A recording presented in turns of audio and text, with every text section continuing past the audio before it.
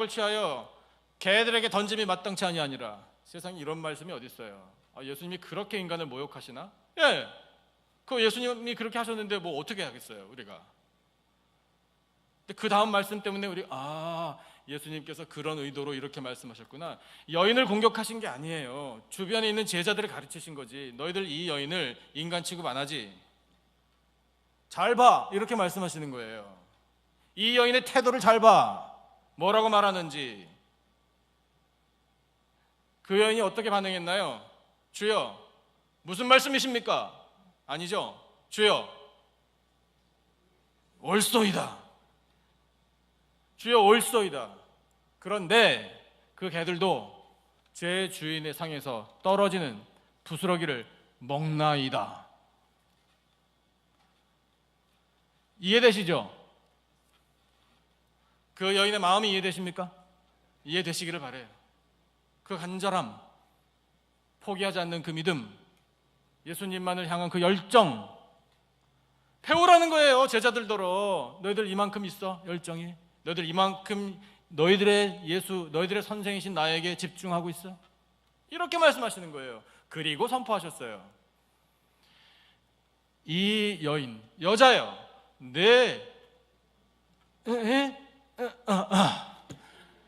아이고, 생각이 안 나네.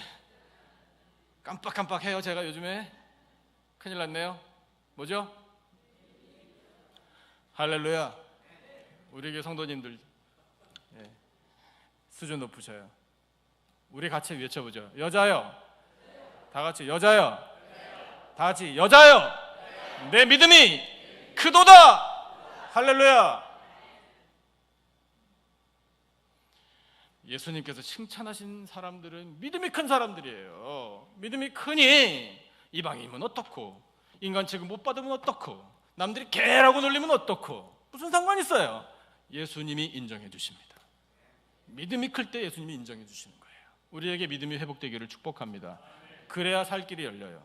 두 번째 회복의 은혜는요, 순종의 회복이에요. 저를 따라 말씀하셔요. 순종의 회복.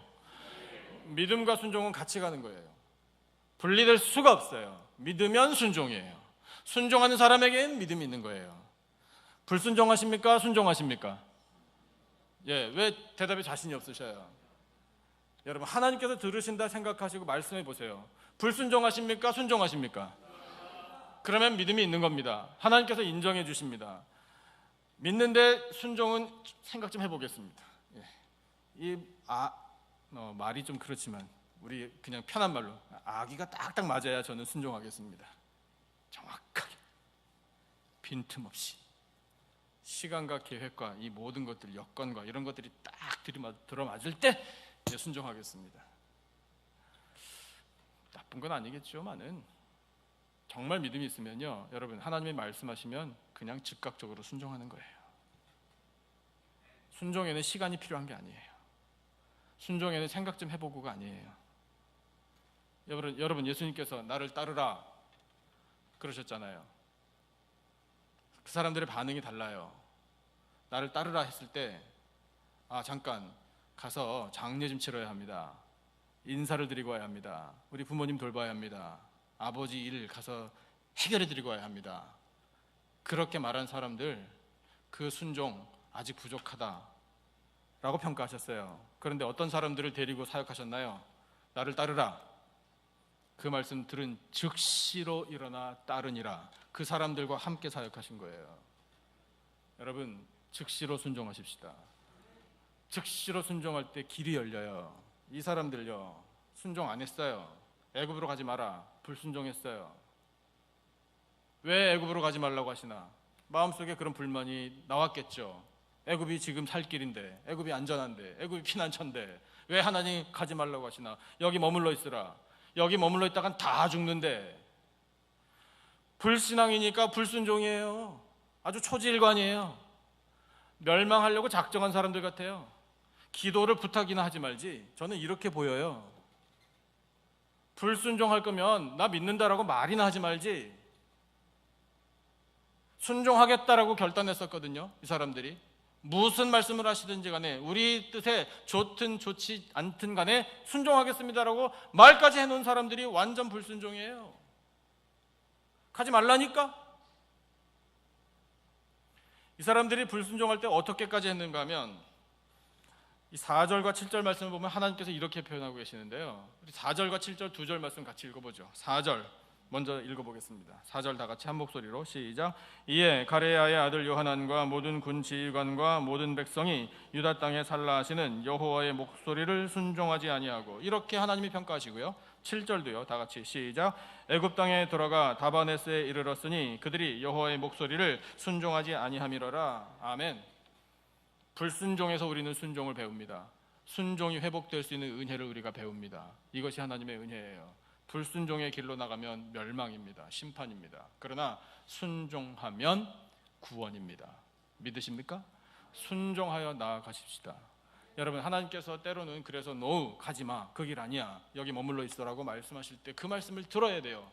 노우라는 대답을 들을 때 순종하면 우리의 믿음의 진가가발이 되는 거예요. 이삭을 아시죠? 이삭, 아브라함의 아들 이삭이요, 가나안 땅에서 살 때 흉년이 왔어요. 그 흉년이 왔을 때 이삭이 애굽으로 이주해 보려고 좀 남쪽으로 내려갔어요. 남쪽으로 내려갔는데 하나님께서 그 이삭이 무슨 마음을 품고 지금 왜 움직였는지를 아셔서 이삭에게 나타나셔가지고 말씀을 하셨어요.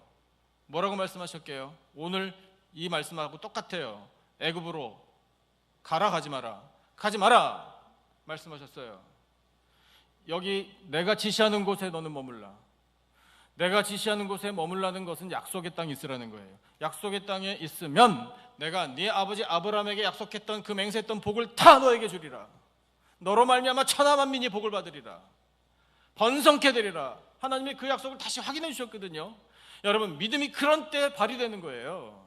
그런 말씀을 들었어도 아닌데 여기 이렇게 흉년이 들었는데 어떻게 여기서 먹고 살고, 아니 여기서 어떻게 복을 받는단 말입니까? 이런 의문이 생겨요. 여기 머물러 있고 싶지 않다고요. 식솔들은 어떻게 합니까? 나 한 사람이라면 또 몰라. 딸린 식구들이 이렇게 많은데 종들도 많고 어떻게 합니까? 그런데 여러분, 그럴 때 하나님께서 막으실 때 멈춰 서야 돼요. 노라고 대답하실 때 그것이 하나님의 선하신 뜻인 줄 알고 받아들여야 돼요. 근데 이들은 그렇게 하지 않았어요. 여호와의 목소리를 순종하지 않았다고요. 불순종하니 멸망길로 그냥 가버린 거예요. 하나님께서 안타까우셔가지고 두 번이나 말씀하신 거 아니에요. 너희들은 그러지 마라. 오늘 이 말씀을 대하는 우리에게 하나님 말씀하십니다. 순종하라. 그래서 이삭이 순종했더니 하나님께서 복을 내려주셨어요. 그 복이 엄청납니다. 그 해에 농사하여 100배나 얻었대요. 거부가 됐답니다. 말씀에 그렇게 나와요. 창세기에.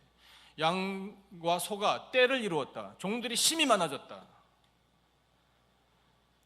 예, 여러분, 순종하면요, 하나님께서 그냥 목숨만 살려주시는 정도가 아니라 넘치는 복을 내려주십니다. 순종하여 복을 누리시는 삶이 되시기를 축복합니다.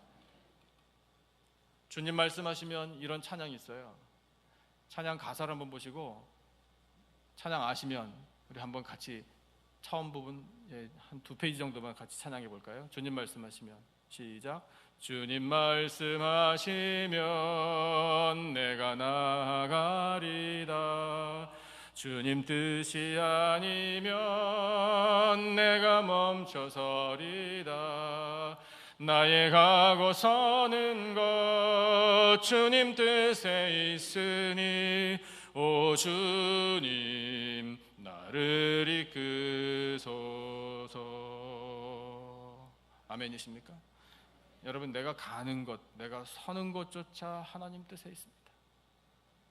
하나님 나를 이끌어 주십시오. 하나님 가야 합니까? 멈춰서야 합니까? 하나님께서 말씀하시는 대로 순종하겠습니다. 결단하면 은혜입니다. 순종의 모델이 있으십니다. 순종의 모델은 예수 그리스도이십니다. 예수 그리스도께서 순종하신 것은 성경에 우리에게 선포하시기를 죽기까지였습니다. 십자가에 달려 죽기까지 예수님은 순종하신 거예요. 그 예수님의 빌립보서의 복종이라고, 죽기까지 복종하셨으니 이렇게 표현하시잖아요. 그 복종, 그 순종 덕분에 오늘 우리가 죄 사함을 누리고 있습니다. 찬양대 찬양했잖아요. 우리가 그 아픔을 어찌 가늠하겠어요. 그 예수님께서 당하셨던 모욕과 그 고통과 그 배신감과 그 찢어지는 가슴, 그 몸에 오는 극심한 고통을 우리가 어떻게 알겠어요? 그냥 우리는요, 십자가만 바라보는 거예요. 십자가만 바라보는 거예요. 예수님의 십자가를 바라보십시다. 그리고 우리가 얼마나 아프셨을까 저는 모릅니다. 그런데 그 아픔이, 예수님께서 겪어내신 아픔이 내 죄 때문이라, 내 죄에 대한 값을 치르시기 위함이라. 내가 죄인이 아니었다면 당하지 않으셔도 될 일을, 내가 죄인이어서 내 죄를 사하여 주시기 위하여, 나를 구원하시기 위하여 예수님께서 그 아픔을 당하셨다. 여러분, 하나님께서 우리에게 가르쳐 주시는 진리예요. 예수님의 아픔 덕분에 우리는 나음을 얻게 되는 거예요. 그 예수님의 아픔 덕분에 우리는 회복되는 것입니다. 죽기까지 복종하신, 순종의 모범을 보이신 예수님 덕분에 오늘 우리가 구원의 은혜를 누리고 있습니다. 여러분, 그 은혜 앞에 감사 찬양하시기를 축복합니다. 마지막으로 하나님께서 우리에게 가르쳐 주시는 이 회복의 은혜는요, 천국 소망의 회복이에요. 저하고 같이 한번 말씀해 보실래요? 다 같이 시작. 천국 소망의 회복. 오늘 주신 본문 7절 말씀을 우리가 읽었는데 다시 한번 7절만 읽어보죠. 7절 우리 다 같이 한 목소리로 받들어 읽겠습니다. 시작. 애굽 땅에 들어가 다바네스에 이르렀으니 그들이 여호와의 목소리를 순종하지 아니함이러라. 아멘. 다바네스라는 곳이 애굽으로 들어가는 관문이에요. 국경의 근처에 있는 풍요로운 도시였다고 성경학자들이 해석해 줍니다. 그러니 이 요하난과 애굽으로 도망가야 되겠다라고 결정한 사람들이 볼 때는 다바네스가 천국이에요. 자기들의 고향 땅은 짓밟히고 폐허가 되고 포로로 끌려가고 가난한 사람들만 남아있는 그런 지옥이에요. 이 생지옥과 같은 고향 땅에서 벗어나 다바네스 애굽으로 가자! 이게 인간의 안목이에요. 인간의 판단이에요. 하나님 배제된 생각이에요. 그들에게는 천국과 같이 보였던 이 다바네스이지만 멸망의 땅이에요. 여러분, 하나님께서 함께 계시면 복된 땅이고요, 거기가 하나님께서 함께 하시지 않으면 거기는 저주의 땅이에요. 땅에 기름진 것, 땅의 풍요로움, 이건 얼마 못 가는 거예요. 그건 영원하지 않아요. 그건 순간적으로 없어질 수도 있어요. 아브람과 롯이 함께 살 때에 하나님께서 복을 많이 내려주셔서 가축이 많이 불어나고 목자들도 많아졌습니다.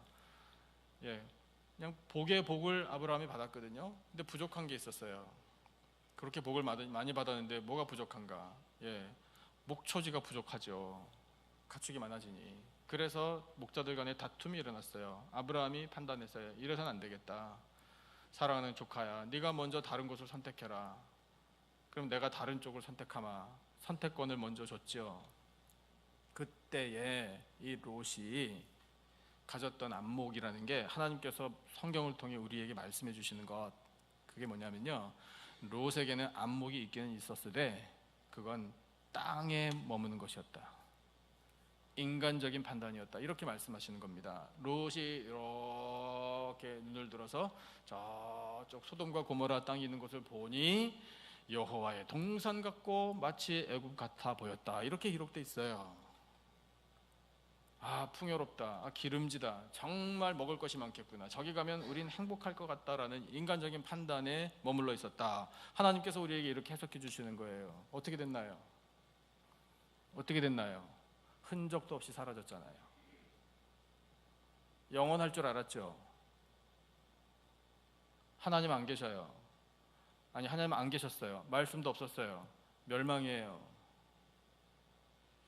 여러분, 요셉이 7년 풍년 동안 대풍입니다. 대풍.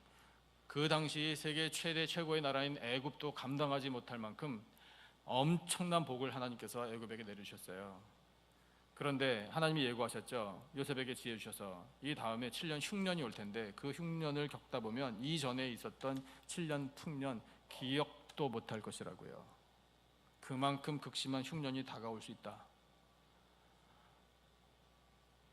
세상의 기름진 거요, 세상의 복이요, 세상의 풍요로우며 얼마나 지속될지 몰라요. 우린 거기에 목숨 걸면 안 돼요. 다바네스, 애굽, 여기가 천국이 아니에요. 하나님 말씀하셔서 하나님께서 머물라 하시고 하나님께서 함께 계시는 바로 그것이 가장 복된 땅입니다. 가장 은혜로운 곳이에요. 거기가 천국이에요. 그러니까 여러분, 우리는요, 소망을 가질 때 땅의 것을 바라보면서 지금 풍요롭습니다, 지금 기름집니다, 지금 넉넉합니다, 거기에 소망 두면 우리는 망하는 거예요. 여러분, 우리의 소망은 그러면 어디에 두어야 합니까? 천국, 하나님 나라에 두어야만 합니다. 천국만이 영원한 거예요.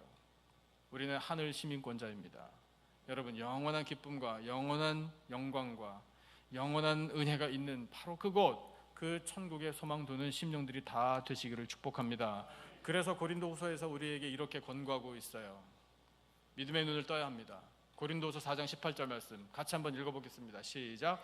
우리가 주목하는 것은 보이는 것이 아니요 보이지 않는 것이니 보이는 것은 잠깐이요 보이지 않는 것은 영원함이라. 할렐루야. 아멘.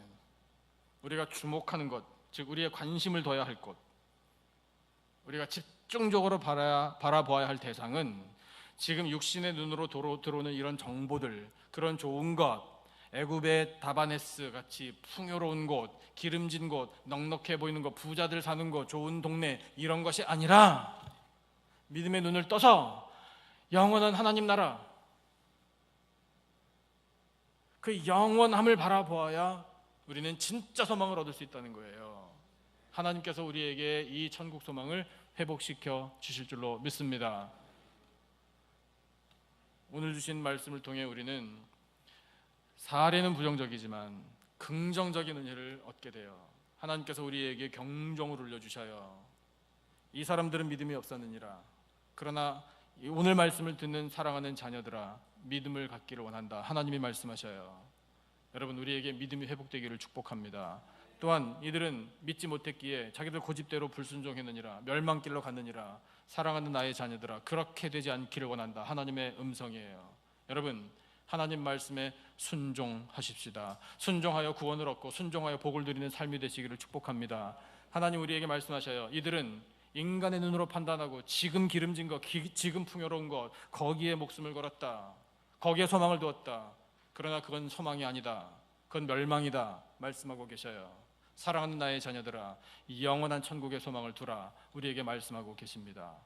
성도 여러분, 영원한 천국의 소망을 회복하시기를 축복합니다. 그래야 믿음과 순종과 천국 소망이 회복되어 하나님을 기쁘시게 해드리고 하나님 주시는 이 영원한 은혜 가운데 사는 복된 삶이 되시기를 예수님의 이름으로 축원합니다. 기도하겠습니다. 하나님 아버지, 감사합니다. 저희들에게 믿음의 회복과 순종의 회복과 천국 소망의 회복을 말씀하여 주셔서 참으로 감사합니다. 그 음성을 듣게 됨이 은혜입니다. 아버지, 저희들 믿음으로 살겠습니다.